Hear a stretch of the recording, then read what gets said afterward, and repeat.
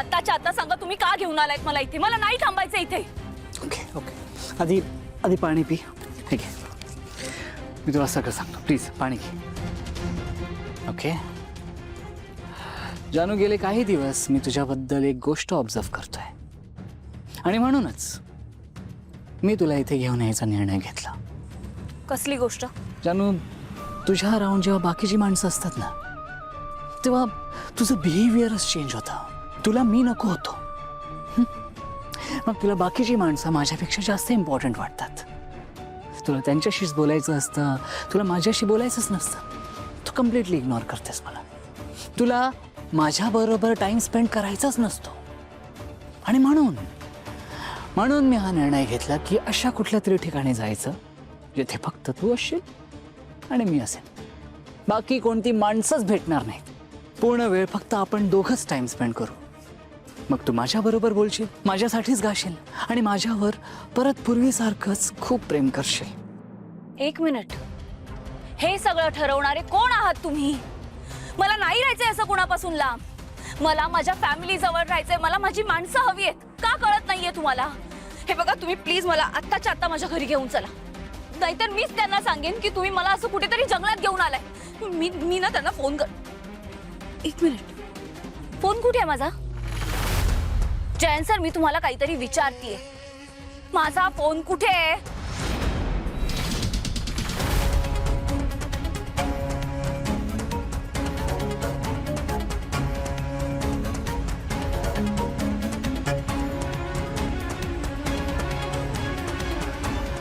Jayant sir, माझा phone कुठे सांगा आत्ताच्या आत्ता.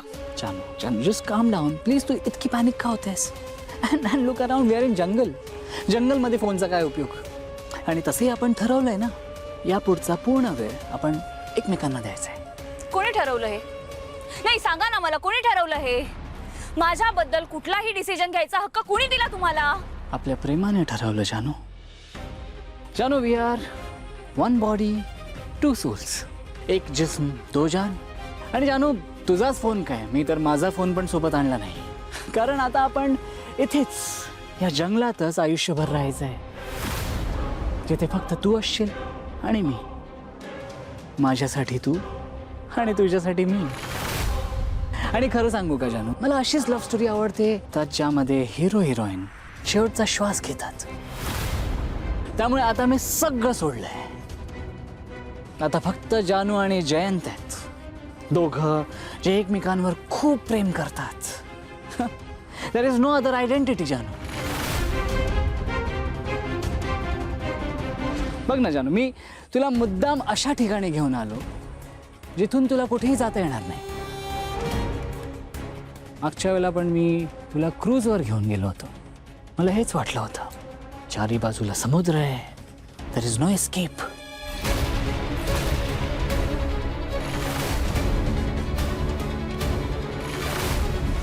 पण तरीही तू उडी मारलीस.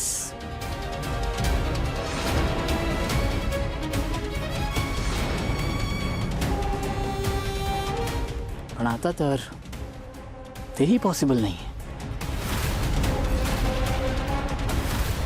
काय झालं जानू? मी आपल्या पहिल्या लग्नाबद्दल, क्रूजबद्दल बोलतोय. हे ऐकून तुला धक्का बसला का?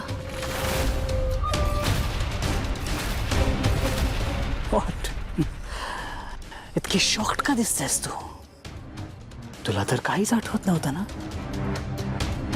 का आता तुला सगळं आठवतंय? टेल मी जानू, खरं खरं सांग जानू, तुला सगळं आठवतंय ना? तुझी मेमरी परत आली आहे ना?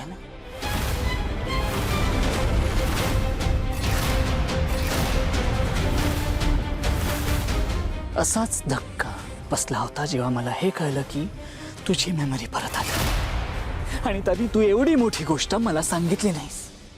उलट तू काय केलंस? तू सगळ्या जगासमोर मला वेडं ठरवण्याचा प्रयत्न करत होतीस. मुद्दाम करत होतीस ना तू हे सगळं.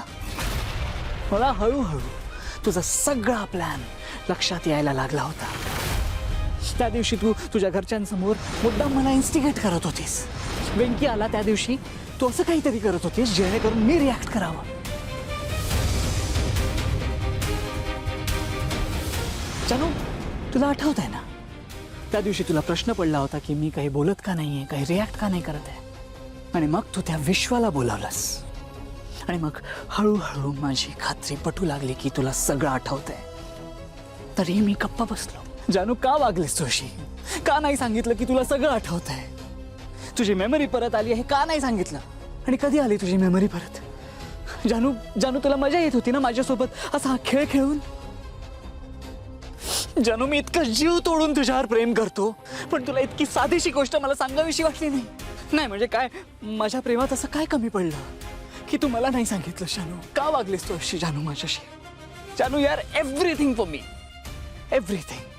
तू माझ्यासाठी सगळं काही आहेस, तरी तू अशी वागलीस, तरी तू मलाच वेडं ठरवायला निघालीस. जानू का? सांग ना मला का? ऐकायचंय? सांग ना जयंत, ऐकायचंय तुला हे? मग आता ऐक.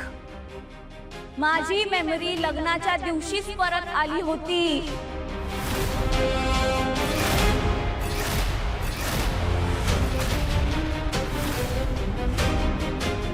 एकदा नरकात राहणं काय असतं ना, हे मी भोगून झाले होते.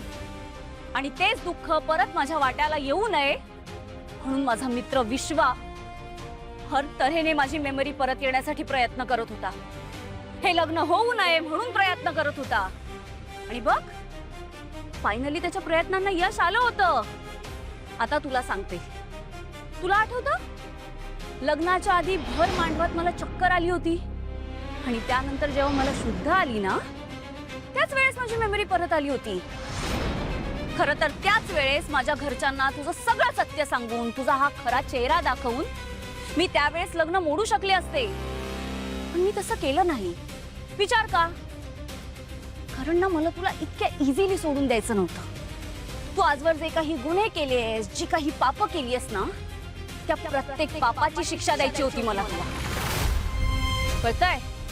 पण काय करणार, तुला शिक्षा देण्यासाठी तू केलेल्या पापांचा कुठलाच पुरावा नव्हता ना माझ्याकडे. आणि म्हणून मी ठरवलं, आता काय वाटते ते झालं तरी तू केलेल्या पापांची शिक्षा मी तुला देणार. आणि याच जिद्दीने मी तुझ्या घरात पहिलं पाऊल टाकलं. खरं सांगू जयंत, तुझ्या घरात आल्यानंतर माझ्या मनात फक्त आणि फक्त एकच विचार होता, तुझा हा खरा चेहरा, तुझं हे खरं रूप मी कसं जगासमोर आणू.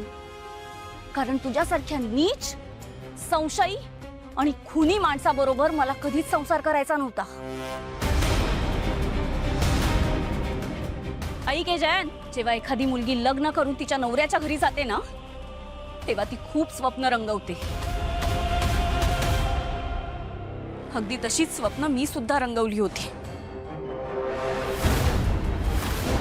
पण तुझ्या या संशयी, पजेसिव्ह वृत्तीने तू माझ्या सगळ्या स्वप्नांचा चुराडा केलास. माझं जगणं नकोसं केलं होतंस तू. आणि म्हणून मला त्या दिवशी त्या क्रूजवरून उडी मारावीशी वाटली. पण यावेळेस मी तुझ्यापासून पळ काढणार नाही. मी कुठेही लांब जाणार नाहीये, कारण यावेळेस मी तुला तुझ्या स्टाईलने उत्तर देणार आहे.